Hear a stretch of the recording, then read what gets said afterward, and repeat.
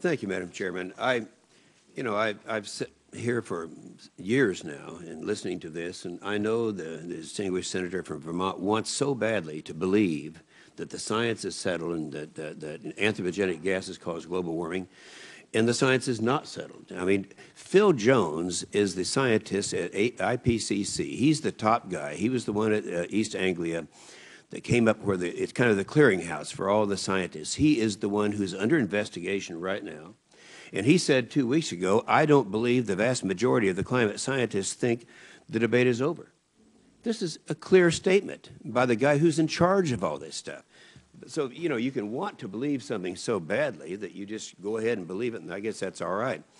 Now, because of the short time, I'm going to ask two questions that require just a yes or a no answer, or I don't know, or I don't want to answer. I don't care, either way.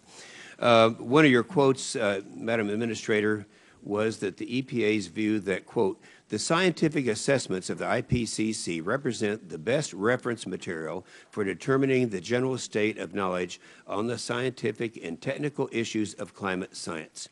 Do you still agree with that statement? I think it's out of context, Senator. The IPCC is certainly important.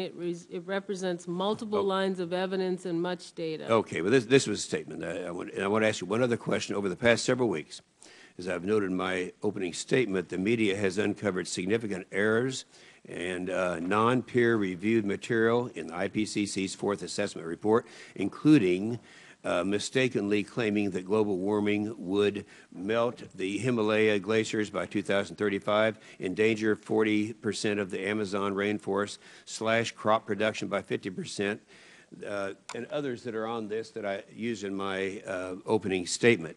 Now, do you still believe, as you've stated before, that the IPCC is the gold standard for climate change science?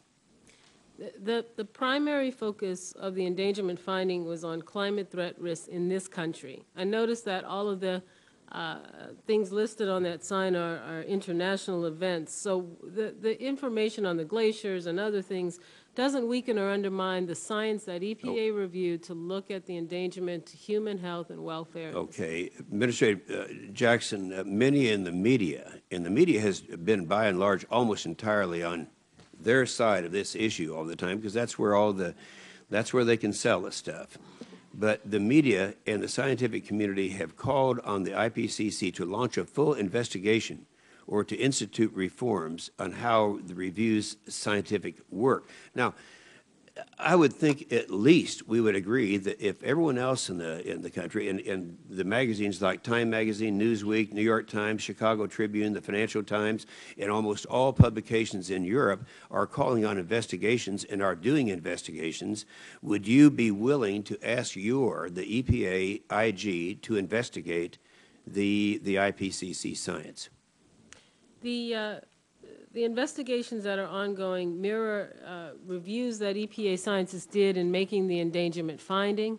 It is incumbent on me as administrator to review any new information as it comes out, and if anything changes, the multiple lines of evidence from many, many sources, Senator, not just the IPCC, then certainly I would call for a review of the finding. But I have not seen that.